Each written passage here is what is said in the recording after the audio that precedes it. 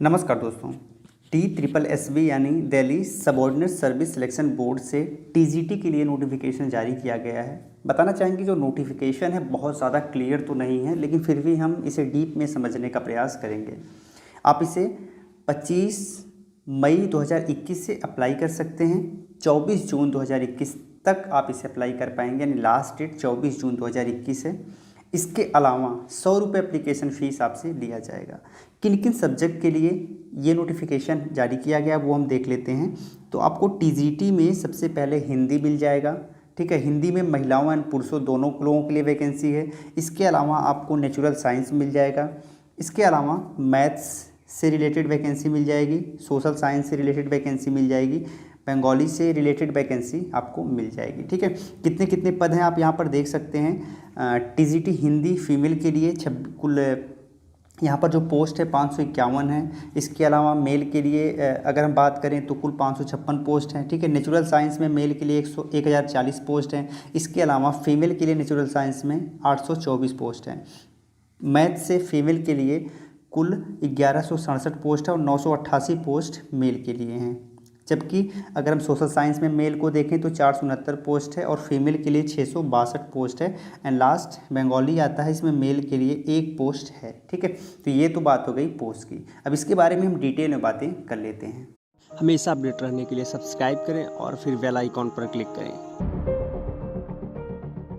अगर आप TGT में अप्लाई करना चाहते हैं तो क्या एलिजिबिलिटी क्राइटेरिया है, क्या क्वालिफ़िकेशन अलाउ किया गया है, इसके बारे में हम समझते हैं।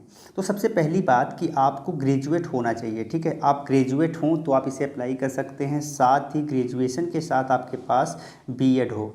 यहाँ पर कुछ केसेस में डिप्लोमा को भी अलाउ किया गया है, यानी कि अगर आपके पास DLED वगैरह है, D.Ed है तो भी आप इसे अप्लाई कर पाएंगे। क्योंकि यहाँ पर B.Ed एंड यानी कि डिग्री एंड डिप्लोमा दोनों को अलाउ किया गया है, तो बिल्कुल आप लोग अप्लाई कर पाएंगे, ठीक है। बहुत ज़्यादा क्लियर चीज़ें नहीं लिखी गई हैं। अब ग्रेजुएशन में 45% मार्क्स मांगा गया है। इस 45% के जो मार्क्स है इसमें उन लोगों को छूट दिया गया है जो SC ST में आते हैं या फिर PH कैटेगरी में आते हैं या फिर जिनके पास रिलेटेड सब्जेक्ट में PG है, ठीक है, या फिर फिजिकली हैंडीकैप्ड हैं तो आपको छूट मिलेगी ही मिलेगी। तो इन लोगों को यहाँ से छूट मिल जाती है। अगर आप बात करें कि ग्रेजुएशन आपका जो है किस सब्जेक्ट में होना चाहिए, तो जो सब्जेक्ट्स आप अप्लाई करना चाहते हो वो सब्जेक्ट एटलीस्ट आपके 2 वर्ष में तो होने ही चाहिए, ये भी आपको ध्यान रखना है। साथ ही आपके पास हिंदी का नॉलेज भी होना चाहिए। हिंदी यानी कि अगर आपने 8 या फिर 10वीं तक अगर आपके पास हिंदी है, आपने हिंदी पढ़ी है एक सब्जेक्ट के रूप में, तो ये माना जा सकता है कि आपके पास हिंदी का नॉलेज है। तो ये अगर एलिजिबिलिटी क्राइटेरिया आप फुलफिल करते हैं तो आप इजीली इसे अप्लाई कर पाएंगे। एंड 32 ईयर्स यहाँ पर मैक्सिमम एज है, 32 ईयर्स तक ही आप इसे अप्लाई कर पाएंगे। तो एक बेसिक बात हो गई कि कौन कौन अप्लाई कर सकता है।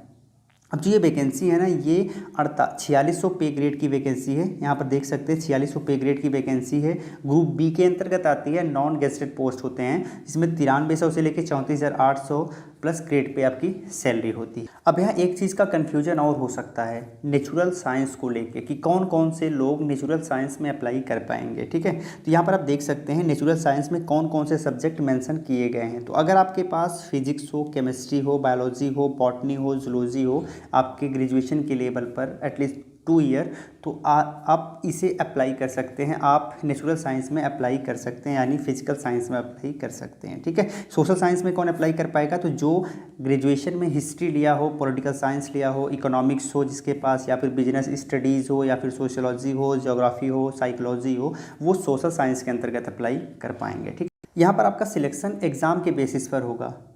आपका एक पेपर होगा जिसमें टोटल 200 मार्क्स के क्वेश्चन पूछे जाएंगे, ठीक है। नंबर ऑफ क्वेश्चन 200 होंगे एंड 2 आवर्स में यानी 120 मिनट में आपको सॉल्व करना पड़ेगा।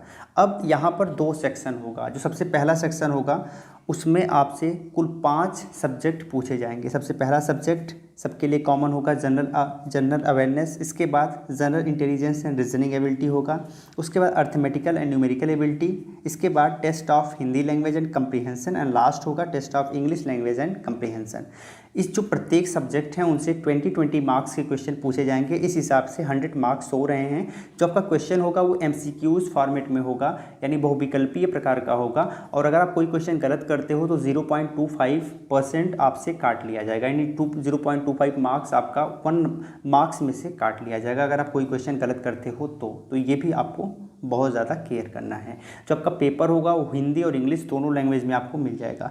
जो आपका सेक्शन ए है उससे 100 मार्क्स का क्वेश्चन है, और जो सेक्शन बी है उससे भी 100 मार्क्स का क्वेश्चन है। जो आपका सेक्शन बी होगा उसका क्वेश्चन टीचिंग मैथडोलॉजी से रिलेटेड होगा, या फिर जो आपके बीएड का सिलेबस है उससे रिलेटेड क्वेश्चन पूछा जाएगा। अब सेक्शन बी के लिए अलग पेपर नहीं होगा, एक ही पेपर होगा, उसमें section A and section B दोनों को मर्ज करके 100 क्वेश्चन होंगे। इस हिसाब से 200 क्वेश्चन का आपका पेपर होगा, और उसी के बेसिस पर एक मेरिट चार्ट प्रिपेयर किया जाएगा और आपका सिलेक्शन होगा। अब हम बात कर लेते हैं इसके सिलेबस के बारे में कि आपको क्या क्या पढ़ना पड़ेगा। यहाँ आप सेक्शन ए का सिलेबस देख सकते हैं। जनरल अवेयरनेस से क्या क्या चीज़ें आपको तैयार करनी है, इसके अलावा general intelligence and reasoning ability में क्या क्या चीज़ें पूछी जाएंगी, अर्थमेटिकल एंड न्यूमेरिकल एबिलिटी में क्या क्या पूछा जाएगा, एंड इसके बाद आता है हिंदी लैंग्वेज एंड कंप्रीहेंशन जिसका सिलेबस यहाँ पर है, एंड लास्ट है इंग्लिश लैंग्वेज एंड कंप्रीहेंशन, इसका सिलेबस यहाँ पर है। ठीक है, तो ये सारी चीज़ें आपको तैयार करनी है। आप चाहें तो स्क्रीनशॉट लेके रख सकते हैं, या फिर इसी वीडियो के कमेंट में जाएंगे तो वहाँ पर और भी इससे रिलेटेड वीडियोज़ मिल जाएंगी, एंड आपको इसका नोटिफिकेशन भी डाउनलोड करने का विकल्प मिल जाएगा। ठीक है, तो लगभग हमने सिलेबस भी कवर कर लिया है। तो इस तरह से आप टीजीटी के लिए आप चेक कर सकते हैं आप एप्लीकेबल हैं या नहीं। अगर एप्लीकेबल हैं तो आप अप्लाई करिए, प्रिपरेशन करिए और इसे क्रैक करिए। ठीक है, अब अगर आपको ये सेशन अच्छा लगा हो तो इसे अधिक से अधिक शेयर करिएगा, ज़्यादा से ज़्यादा लोगों तक पहुंचाइएगा, जिससे इस वीडियो का लाभ और लोग भी ले सकें, और एक लाइक ज़रूर कर दीजिएगा। फिर मिलते हैं एक नए सेशन में, तब तक के लिए जय हिंद।